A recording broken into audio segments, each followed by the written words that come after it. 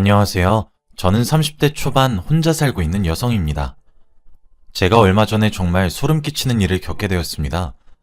그래서 임금님 귀는 당나귀 귀라는 심정으로 이렇게 사연을 보내게 되었습니다.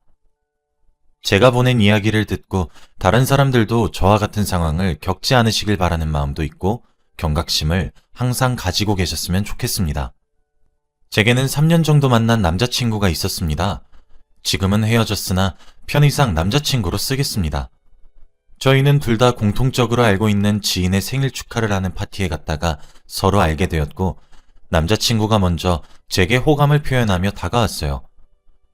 저도 그런 뭔가 사랑에 대해 적극적이고 노력하는 생각들이 마음에 들어 호감을 느끼게 되었고 저희는 그렇게 자연스럽게 연인 사이로 발전을 하게 되었습니다.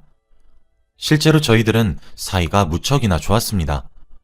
남들은 사소한 걸로도 많이 싸운다고 하던데 저희는 그런 것들이 전혀 없었어요.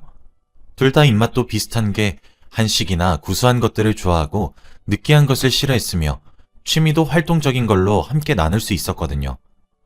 하다못해 영화도 둘 다 액션이 나오는 역동적인 영화를 좋아했어요. 정말 천생연분이란 생각이 절로 들 정도였고 운명의 만남이라도 이룬 듯한 착각이 들었죠. 웃음이 나오는 포인트도 눈물이 흐르는 감동적인 포인트도 슬플 때, 화가 날 때, 기타 등등 감정적인 부분도 너무 잘 맞았고 취향, 성격, 사상, 가치관 등등 뭐 하나 나무랄 것이 없었습니다. 남자친구는 또 평등을 외치는 편이라서 제가 요리를 하면 설거지를 하는 식으로 뭐 하나 저 힘들게 하거나 그러는 행동들도 안 하고 정말 저만 위해주고 저만 바라봐주는 그런 남자였습니다. 사실 저는 비혼주의이자 비출산주의였습니다. 저는 결혼을 해서 누군가의 아내, 누군가의 엄마로서의 삶을 살고 싶지 않았고 오로지 한 사회를 살아가는 여성으로서 살아가고 싶은 마음이 강했거든요. 그렇다 보니 당연히 여자 몸 하나 버려가면서 아이를 낳아 기르는 것도 저는 별로 좋게 보이지 않았고 자연스럽게 출산도 하지 않아야 되겠다는 생각을 가지게 되었습니다. 저는 임신과 출산이 분명 새로운 생명의 탄생을 축하해야 하는 일은 맞다고 생각하고 당연히 받아야 할 축하라고 생각은 하고 있지만 그것조차 한 여자의 희생으로 태어나는 것이라면 여자가 희생을 감수하고 받아들이겠다고 결정했을 때 태어나야 한다고 생각하거든요. 그런데 제 남자친구는 저의 이런 생각을 정말 지지해 주었습니다. 사실 이렇게 결혼도 출산도 아이도 모두 원하지 않는다고 말을 하면 보통 사람들은 대체 왜 그러냐고 물어보기도 하고 이해가 전혀 되지 않는다는 눈빛을 보내며 관계를 정리하거나 그러거든요. 그리고 제가 가정을 책임질 생각이 없다 보니까 그런 생각도 존중은 하는 편입니다. 그래서 깔끔하게 헤어지기도 하는 거고요. 그런데 남자친구는 제가 만나온 사람들과는 다르게 절 있는 그대로 사랑해주고 저의 모든 생각과 사상 그리고 가치관들을 존중해 주더라고요. 정말 이렇게 생각이 잘 통하는 사람이 있다는 것에 너무 신기하면서 감사한 마음이 들었고 이 남자와는 정말 결혼을 하고 이 남자를 닮은 아이를 볼 수 있다면 내가 희생을 감수할 수 있다는 생각이 마구마구 들기 시작했죠. 제가 이렇게 변한 생각을 남자친구에게 말해주니 남자친구는 정말 뛸 듯이 기뻐했고 너무 좋아했습니다. 감격의 눈물을 흘릴 정도로 말이에요. 큰 결심해줘서 너무너무 고맙고 자기가 살아온 순간 중 지금 이 순간이 가장 기쁘고 행복하다고 하면서 펑펑 우는데 그런 모습이 제 눈에 얼마나 사랑스럽게 보였겠습니까? 저희 집에서도 경사라고 팔 벌려 환영했죠. 결혼도 하지 않고 혼자 살겠다고 아이는 기대도 하지 말라고 못을 탕탕 박은 딸내미가 뒤늦게라도 결혼해서 아이도 낳고 알콩달콩 살겠다고 하니까 부모님이 얼마나 기뻐하셨겠습니까? 당연히 양가에서 저희가 결혼을 하겠다고 선언을 하자마자 빨리 보내야 되겠다고 결혼 준비를 서두르셨습니다. 상견례는 물론이고 예식장과 스튜디오와 드레스 컨택 등등 모든 것이 일사천리로 진행이 되었어요. 저도 그런 부모님의 신난 모습을 보고 있으니 저도 괜시리 죄송스러운 마음이 들더라고요. 부모님이 이렇게 좋아하시는 모습을 본 것이 처음이라서 죄송스럽기도 했고 뒤늦게 효도하고 있다는 생각이 들어서 뿌듯하기도 했고 뭐 그랬네요. 그렇게 드레스를 맞추고 스냅 사진을 찍었습니다. 저희는 청첩장을 좀 늦게 준비해서 이제 청첩장만 나오면 되어서 그걸 기다리고 있는 상황이었습니다. 이미 저희는 오래 만나기도 했고 그래서 살림도 먼저 합쳤죠. 원래 혼자 지내고 있었던 제가 지내고 있던 작은 아파트에서 살기로 했고 양가의 경제적 지원은 받지 않기로 했어요. 솔직히 사귀면서도 남자친구가 저희 집에 자주 놀러 오기도 했고 몇 번 자고 가기도 해서 반동거처럼 지내긴 했어서 별로 막 색다르거나 하진 않았죠. 그냥 이제와는 달리 자고 간다는 것이 합법이라서 좋다. 뭐 이 정도의 느낌이었던 것 같고 남자친구의 짐이 본격적으로 저희 집에 하나둘씩 들어오는 느낌이었어요. 침대만 좀 큰 사이즈로 바꾸고 살림살이도 뭐 제가 쓰던 거 계속 사용하기로 했죠. 그러던 어느 날이었습니다. 남자친구와 함께 잠을 자고 있었는데 남자친구에게 전화가 한 통 걸려오더라고요. 남자친구에게는 20년도 넘은 정말 친한 친구가 한 명 있었는데 그 친구의 아버지가 돌아가셨다는 전화였습니다. 소중한 친구여서 그런지 남자친구는 전화를 받자마자 바로 가겠다고 했고 옷만 갈아입고 상을 치르는 것을 도와주게 될 것 같으니 3일 정도 못 들어오겠다고 제게 설명을 하더라고요.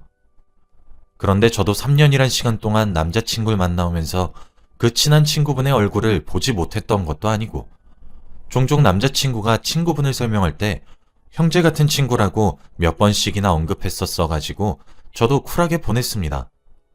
제가 남자친구였어도 똑같이 행동을 했을 것 같았거든요. 그렇게 남자친구가 없는 동거 생활을 하고 있었습니다. 합법적인 동거를 시작하고 처음으로 남자친구 없는 침대에서 자게 되었어요. 그래서 그런 것인지 아니면 마음가짐이 달라져서 그런 것인지 참 싱숭생숭하더라고요. 뒤척이다 겨우겨우 잠에 들었는데 갑자기 제게 전화가 걸려오더라고요. 전화 발신인을 보니 저희 부서 팀장님이셨습니다. 제가 다니고 있는 회사는 해외를 대상으로 사업을 하는 회사입니다.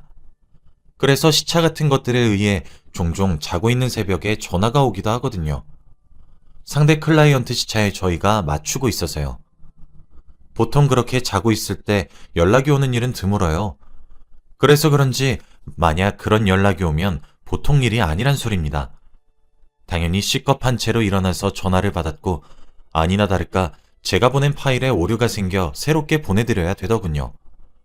그런데 제가 마침 그날따라 회사에 제 태블릿 PC랑 노트북 둘 다 두고 왔더군요. 그래도 저는 항상 제가 만든 모든 파일들을 언제든 사용할 수 있게 항상 인터넷 클라우드에 백업을 시켜놓기 때문에 다행히 노트북만 있으면 가능한 상태였습니다. 어쩔 수 없이 남자친구의 노트북을 열었어요.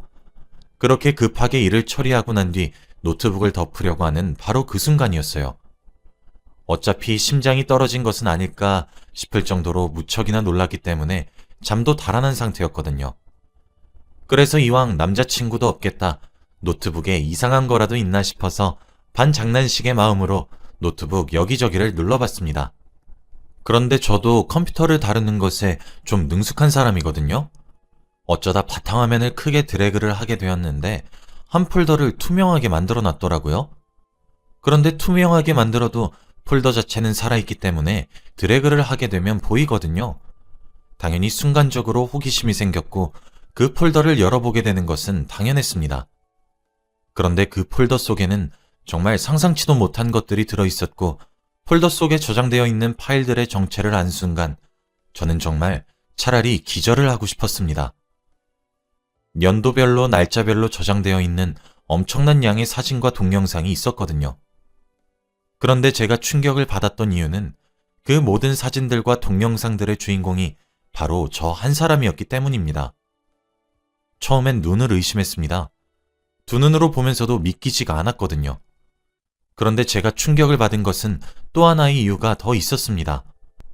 저랑 남자친구가 만나고 서로가 서로에게 반하고 호감을 가지고 관계가 발전하고 이 모든 과정을 아무리 넉넉하게 잡아도 3년하고도 반년 정도의 시간이 걸리거든요. 그런데 약 5년 전 정도부터 제 사진이 찍혀 있더군요. 물론 사진의 앵글과 동영상들 모두 몰래 찍은 듯 했고요. 저는 이해할 수가 없었습니다. 아니, 이해를 하지를 못했습니다. 지금 내가 뭐를 잘못 알고 있는 것은 아닌지, 내가 무엇을 보게 된 것인지 하나도 모르겠더라고요. 숨이 가빠오고 너무 커다란 충격에 시간이 어떻게 흐르는지도 모르겠더라고요. 심지어는 연별로, 월별로 저장된 파일들 중에서 가장 최근 파일을 열어보니 불과 일주일 전에 업데이트가 된 영상이 하나 있었습니다. 그런데 그 영상조차도 제가 화장실에서 샤워를 하는 영상이더군요. 그 이외에도 저희 집 곳곳에서 제가 알아차리지 못하는 순간에 찍혀있는 영상들이 무척이나 많았습니다. 설마 하는 심정으로 그 영상들을 찍었던 곳을 뒤졌습니다. 무슨 생각을 하고 있는지도 기억이 나지 않아요. 그런데 거실에 한 개, 화장실에 한 개, 제 화장대 거울 근처에서 한 개, 30분 동안이나 아주 교묘하게 숨겨져 있는 몰래카메라를 발견했습니다. 요즘은 USB처럼 생긴 것도 있고 자동차 열쇠처럼 생긴 것도 있고 소형 카메라들이 아주 교묘하게 숨겨져 있더군요. 그래도 충전용 카메라여서 그런지 실시간으로 감시할 수 있거나 이런 종류는 아닌 것 같더라고요. 그 자리에서 한참을 주저앉아 있었고 더 이상 이곳에 있으면 안 되겠다는 생각이 들기 시작했습니다. 하지만 제가 비밀번호를 바꾸거나 그렇게 대응을 하더라도 남자친구는 이제 곧 저와 부부가 될 사람이니까 열쇠 아저씨에게 부탁해 문을 따고 들어올 수도 있고 이렇게 불안한 결과가 초래될 수도 있다는 생각에 미치니 집을 버리고 떠날 수도 없겠더군요. 그때 시계를 보니까 이미 새벽 5시를 넘기고 있었습니다. 실례인 것을 알지만 그때 팀장님께 전화를 걸었습니다. 참고로 팀장님도 여자분이시거든요. 그리고 저와 함께 업무를 쳐내시는 분이셔서 사적으로도 친한 사이이기도 하고요. 팀장님도 전화를 받더니 아까 당황했지. 오늘 새벽에 고생 많았으니 점심시간 이후까지 출근하도록 해. 라고 하시더라고요. 따뜻한 말씀에 눈물이 펑하니 쏟아졌고 엉엉 울면서 횡설수설거리며 자초지종을 설명했습니다. 팀장님은 제 이야기를 당황한 티는 많이 나셨지만 차분히 들어주셨고 제 이야기가 거듭되면 거듭될수록 말이 사라지셨고 경악만 하셨습니다.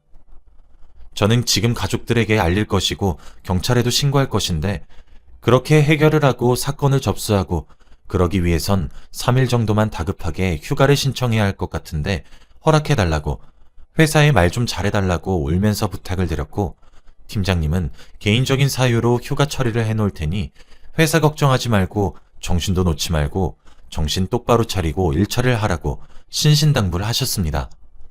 제가 팀장님께 말한 이유는 회사에서 제가 빠지기 위해 핑계를 대기 위해서였고 팀장님은 저와 친하기도 하고 서로 사적인 이야기도 많이 해서 좀 도와주셨으면 하는 마음이었거든요.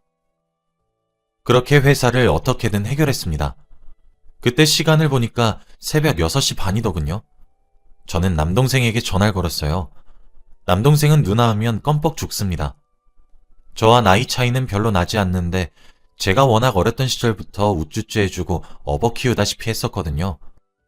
어머니와 아버지가 일이 너무 바쁘셨기 때문에 제가 항상 밥도 해먹이고 그래서 제가 두 번째 엄마라고 봐도 될 정도로 동생을 잘 돌봤거든요.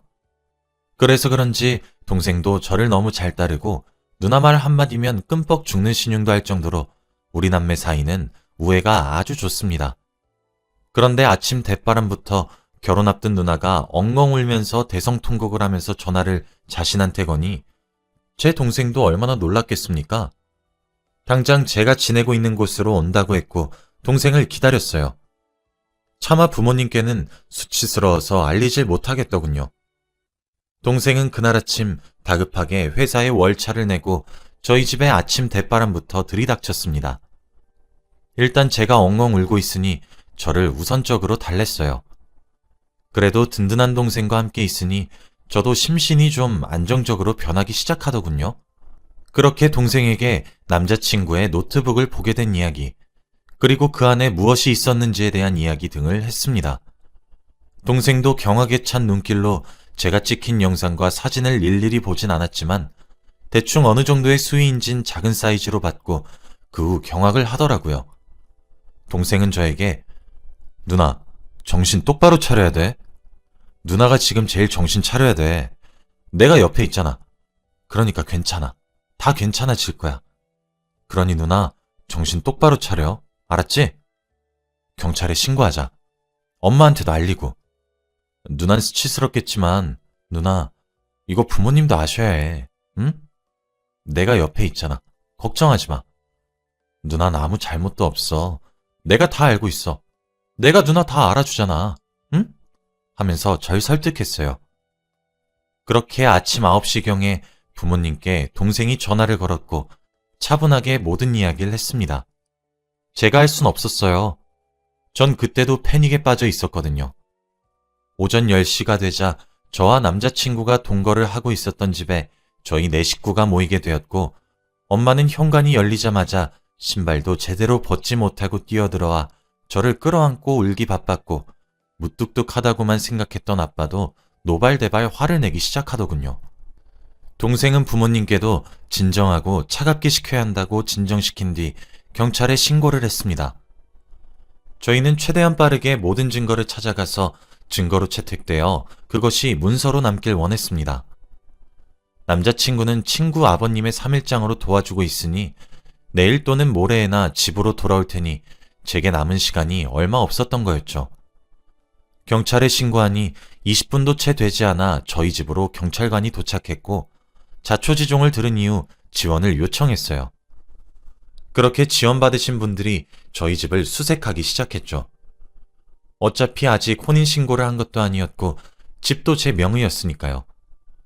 그렇게 저희 집 수색 결과 소형 몰래카메라는 총 10대가 추가적으로 더 나왔고 모든 카메라에 지문을 채취했습니다. 남자친구의 노트북도 압수가 되었어요.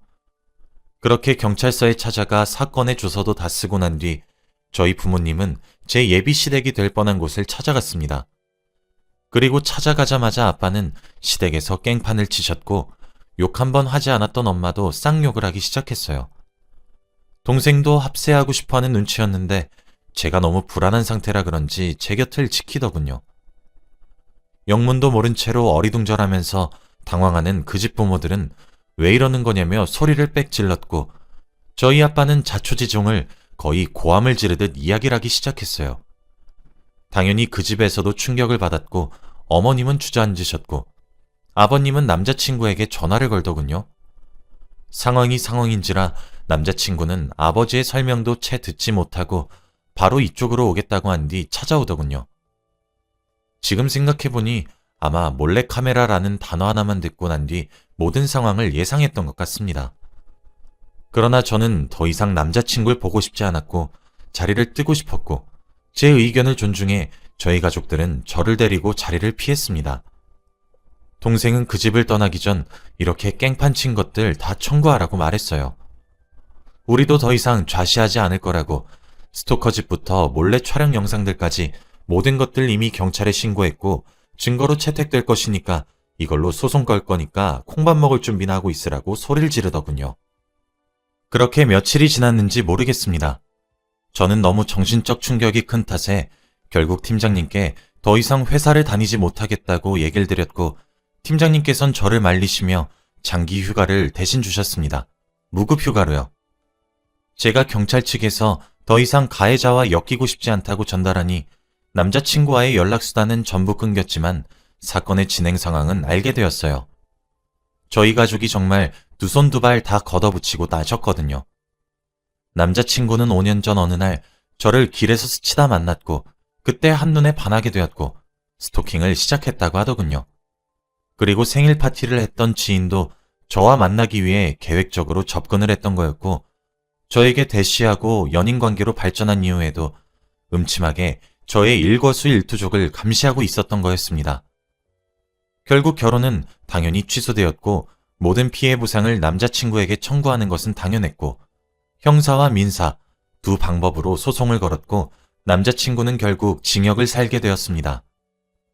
저는 지금은 팀장님의 배려를 받으며 직장을 다니고 있지만 공황장애와 불면증이 생겼고 정신과를 다니며 심리치료를 병행하고 있으며 약 없이는 가까운 곳도 외출하지 못할 정도로 심각한 타격을 입게 되었습니다. 이번에 느끼게 된 것은 세상이 험한데 이것을 막으려면 저처럼 혼자 사는 여성들이 경각심을 가지고 예민하게 안전에 반응하며 정신을 바짝 차리는 것밖에 없다는 생각이 들었습니다. 저는 시간이 약이란 생각을 하면서 어떻게든 버텨내고 있고 또 살아내고 있습니다. 여러분들 중에서도 혼자 사는 분이 있으시다면 제 이야기를 듣고 조금 경각심을 가졌으면 좋겠습니다. 안전은 항상 경계해도 모자라다고 생각이 드는